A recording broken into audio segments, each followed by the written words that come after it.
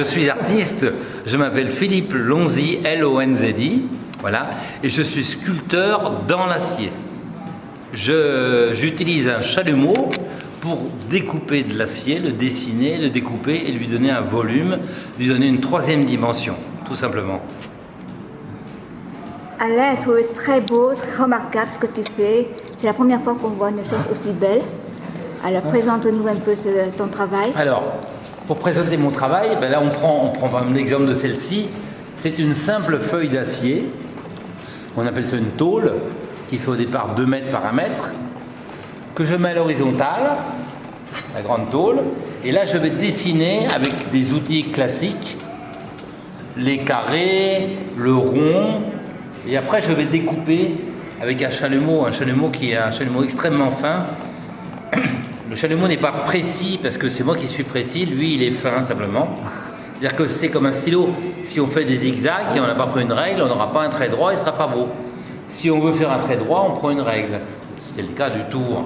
Donc déjà, toutes ces lignes sont tracées. Tout est tracé, il n'y a rien qui est à la légère, tout est rigoureux, précis. Donc je vais tracer tout ça, découper des petites lichettes comme on pourrait couper du gâteau si on est un peu raté, parce que c'est quand même très, très fin. Hein. Oui. Et donc ça va donner déjà quelque chose qui va se détacher. Ensuite, avec le chalumeau encore, je rebrûle de manière différente le tour, là, le tour, tout ce qui est autour, et puis différemment cette partie-là, pour lui donner cette rugosité qui est très sympa et qui donne un aspect un peu étonnant.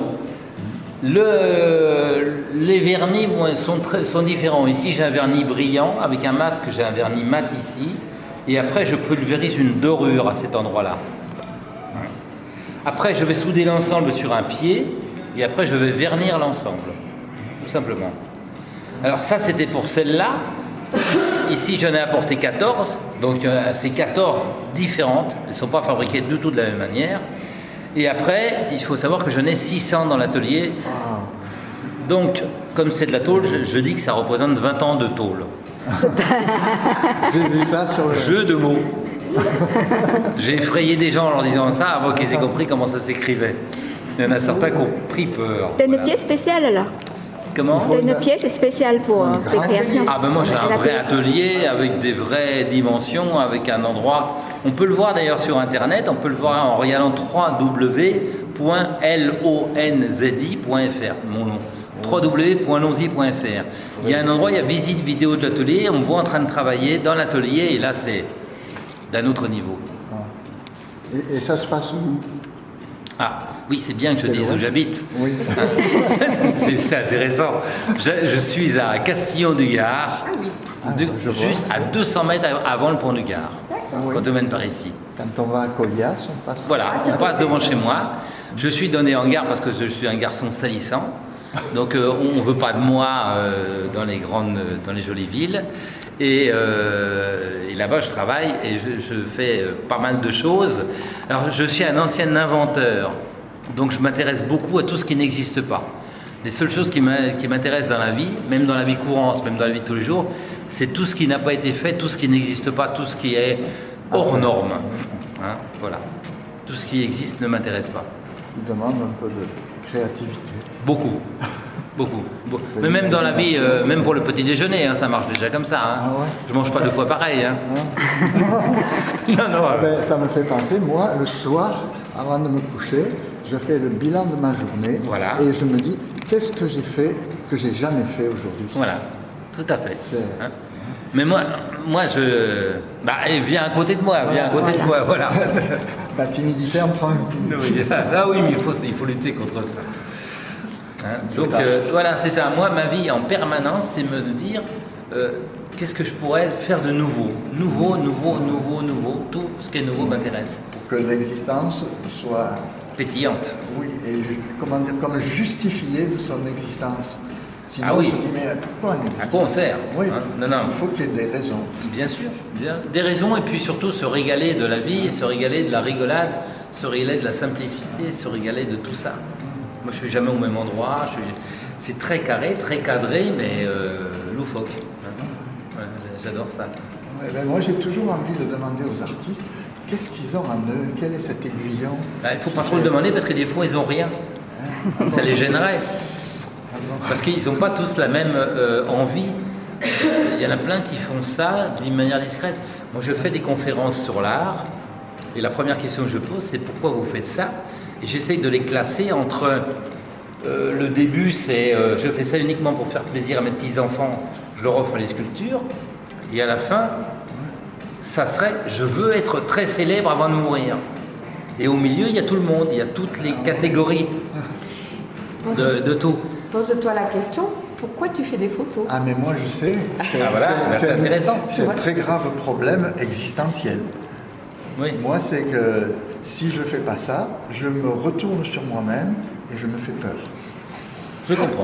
Je Voilà. comprends. Voilà. Donc il faut toujours des... Ou sinon, ça ne donne pas de raison de vivre. Voilà. Ben, moi, j'ai pas peur de m'ennuyer parce que je suis très actif, mais ça pourrait être une crainte si j'étais pas aussi actif. J'aurais peur de justement me dire et maintenant qu'est-ce que je vais faire? Et on se Ça, pose c'est jamais arrivé ça. Trop de questions sur le fond, il n'y a pas de réponse. Donc il vaut mieux avoir des petites réponses un peu moins profondes. Bon, moi, je pense qu'il faut être intense. Oui. Faut pas avoir peur, faut avoir envie de rire. Oui, oui. Nous avons un client redoutable. Tu sais que tu arrives en pleine interview. Moi, je fais l'art. D'accord. On espère un acheteur. On était en pleine interview. Oui, oui, là c'est en train de filmer. Oui. Mais ça fait rien. Je vais te... Tu as Non, dit mais- tout à l'heure que tu n'aimes pas la lumière extérieure. Dans les... J'ai pas dit que j'aimais pas, j'ai dit que je préférais maîtriser la lumière. C'est pour ce qu'il fait qu'il a besoin. Pour ce que je fais, je préfère maîtriser la lumière sur mes sculptures parce qu'on arrive à faire, c'est un peu comme la photo, on arrive à faire dire beaucoup de choses très différentes les unes des autres à une œuvre quand on sait l'éclairer. Et moi je suis passionné aussi de photo parce que quand on sait l'éclairer, on va lui faire dire plein de choses. Sinon, si on la met en extérieur, on a une seule sculpture avec la lumière du jour. Il n'y en a pas plusieurs. Dès qu'on a la chance de pouvoir lui créer la traversée avec des faisceaux lumineux, on va avoir des ombres, de la lumière, des reflets. Et moi, j'adore ça sur mes sculptures, ça leur va très bien. Donc, Moi qui fais de la photo, je sais que c'est toujours nouveau. voilà, On va aux mêmes endroits, c'est jamais pareil. voilà. Mais en extérieur, c'est quand même plus pareil. Après, il y a les angles de prise de vue. On va pas parler photos. Hein. On pourrait parler photos pendant très longtemps. Oui. C'était peut-être pas l'objet au départ. Non, non, non. Je vais trop... Maintenant, tu peux... On est à 8 minutes, c'est pas grave. Tu peux me présenter toute ta collection? On est à 8 Comme ça, minutes on part. sur les 6 heures qu'on avait prévu de faire ensemble. Oui. C'est ça. Les 48 heures. Bon, si tu allez. veux. Présente-moi, je te suis. Ouais, je fais des vidéos de moins de 8 heures maintenant. Mais je me retiens. Parce qu'on m'a dit calme-toi. Hein. Alors ici on a duo. Duo, c'est un assemblage c'est un duel en fin de compte, un assemblage de deux sculptures presque identiques que j'ai entremêlées et on ne sait pas ce qu'elles font, si elles se font un câlin ou si elles s'agressent, on ne sait pas. C'est pas un problème. Ici on a une photo, on a une œuvre qui ressemble un petit peu à mes yeux à un kiwi. Alors voilà, on est dans quelque chose, alors il y a une dorure au centre, mais j'aime bien cette forme parce qu'elle change un peu, elle sort de l'ordinaire.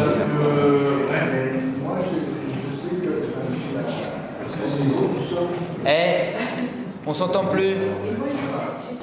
Oui. Donc là, on a quelque chose qui ressemble à mes yeux à de l'écorce, parce que c'est fait dans un tube, c'est fait dans un cylindre, et puis il y a le côté, que j'ai traité à l'extérieur, qui permet de ressembler un petit peu à l'écorce d'un arbre. Oui, c'est vrai. Ensuite, tentacule, c'est un petit peu tentaculaire, c'est toujours une seule tôle au départ, et puis je l'ai découpé et dédoublé pour pouvoir avoir cette impression de volume, qui est plus qu'une impression. Tout simplement. Ah oui. Donc ça donne quelque chose... Tu dis le nom à chaque fois parce que là. Voilà, ça tentacule. c'est tentacule. Je prendrai les photos après.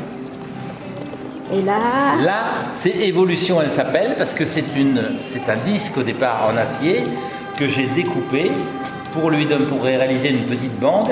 Et après cette bande, je l'ai tordue à la main pour lui donner un volume. Donc si on la remet à plat, ça correspond simplement à un disque. Mais là, ça représente un certain volume, une certaine sphère. Elle s'appelle évolution. C'est très joli. Alors là, on a Gladiator. Gladiator, c'est aussi une seule tôle que j'ai découpée, que j'ai décalée, avant de les ressouder, de les réassembler. Et ça représente, c'est un petit peu comme si on avait un bouclier devant soi et qu'on se protège. Guerrier.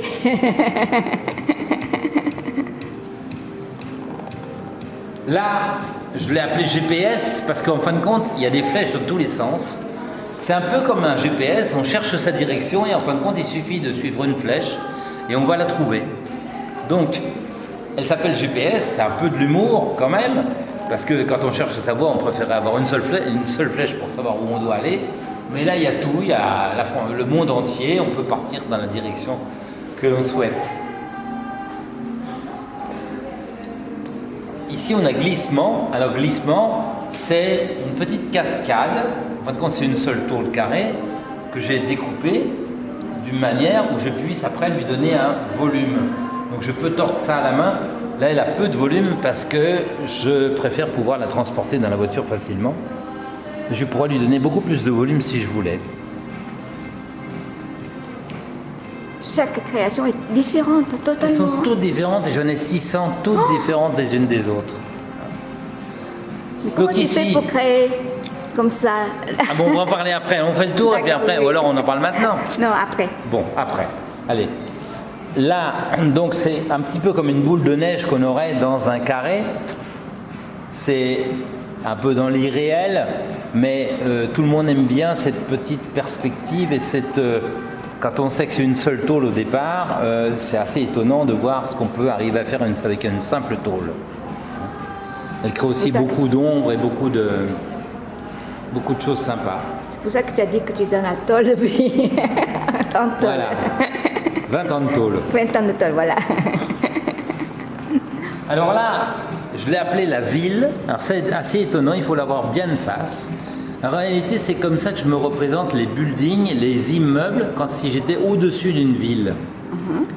Ça, avec la perspective, on aurait ce côté, voilà, la pointe, et puis tout ce qu'on voit quand on est en hélicoptère autour d'une ville. On dirait que j'ai toujours été en hélicoptère, mais en fin de compte, j'ai jamais mis les pieds dans un hélicoptère, et je pense que c'est ce qu'ils voient. Alors là, c'était un peu de l'humour, là, c'est Zébulon, parce que je savais pas comment l'appeler. Et en fin de compte, c'est quelque chose qui peut bouger, alors c'est un peu marrant, parce que justement, il y a cette flexibilité, et j'ai fait une dorure pour lui donner un petit côté un peu sympa. Et c'est une sculpture qui plaît bien et qui est amusante, hein, on va dire tout simplement. C'est remarquable que tu trouves un nom à chaque... Oui, parce que je l'ai dans la tête. Avant de créer ou après? En même temps. En même temps. En une seconde, quand je dois créer quelque chose, il me sort, je ferme les yeux et je vois tout de suite la sculpture à faire, le nom qu'elle aura et combien de temps je vais mettre et comment je vais la faire et après je la réalise et c'est tout. C'est très simple. Hein. Tout va vite. Chez moi, tout va très vite. D'accord.